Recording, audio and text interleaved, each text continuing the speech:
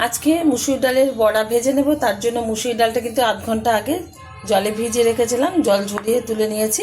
আর এদিকে mixing jar নিয়েছি, এর মধ্যে আমি দিয়ে দিচ্ছি কিছুটা পরিমাণে কাঁচা লঙ্কা। ঝালটা যা যার পছন্দ অনুযায়ী ব্যবহার করবেন, যে যেরকম বড়াতে ঝাল খেতে পছন্দ করেন সে অনুযায়ী কিন্তু লঙ্কাটা ব্যবহার করবেন। ঢেলে দিচ্ছি মুসুরির ডাল। এবার ভালোভাবে মানে খুব ভালো পেস্ট করব না, তাহলে কিন্তু একদম বেসনের মতো লাগবে। আধ ভাঙা মতন করে নেব। ঢাকনাটা ঢেকে এখন আমি পেস্ট করে নিচ্ছি।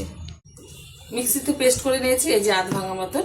আর পুরো ডালটা কিন্তু বড়া করবো না, অনেকটা পরিমাণে কিন্তু এখানে ডাল বাটা হয়ে গেছে, পেস্ট করা হয়ে গেছে।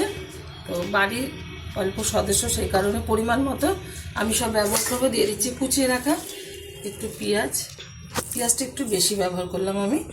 দিয়ে দিচ্ছি খুব সামান্য পরিমাণে একটু হলুদ গুঁড়ো, যাতে ভালো কালার আসে। পরিমাণ মতো লবণ। ভালোভাবে এবার চটকে নেব হাত দিয়ে। ভালোভাবে আমি মেখে নিয়েছি ডালটা। এখন এটা ছাঁকা তেলে বড়াগুলো ভেজে নেব। ডালের বড়াগুলো ভাজার জন্য ওভেনে কড়াই বসিয়ে তাতে দিয়ে দিয়েছি বেশ কিছুটা পরিমাণে সাদা তেল। তেলটা উষ্ণ গরম হয়ে গেছে। এখন আস্তে আস্তে করে বড়াগুলো আমি ছেড়ে ভেজে নেব। চ্যাপটা চ্যাপটা বড়া করে নিচ্ছি। আপনারা আপনাদের পছন্দ অনুযায়ী শেপটা দিয়ে নেবেন। এরকম বড়ার সাথে কিন্তু গরম গরম ভাত বা গরম গরম ডাল ভাতের সাথে খুব ভালো লাগে। অনেকে শুধু গরম ভাতের সাথে খেতে পছন্দ করে, অনেকে ডাল ভাতের সাথে খেতে পছন্দ করে। তো যেটার সাথে এরকম বড়া খাওয়া যাবে সেটাতেই ভালো লাগবে। যতগুলো ধরছে ঠিক ততগুলোই দিয়ে দিচ্ছি কড়াইয়ের মধ্যে। এবার কড়াইটা একটু নাড়িয়ে দেবো, যাতে বড়ার উপরে তেলটা সুন্দরভাবে লাগে আর সুন্দরভাবে ফুলে ওঠে। এই অবস্থাতে আমি উল্টে দিচ্ছি বড়াগুলো।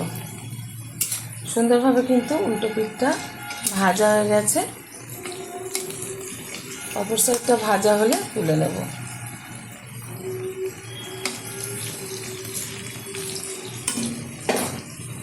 বড়াগুলো উল্টে পাল্টে ভালোভাবে ভেজে নিয়েছি। সুন্দরভাবে কিন্তু ভাজা হয়ে গেছে।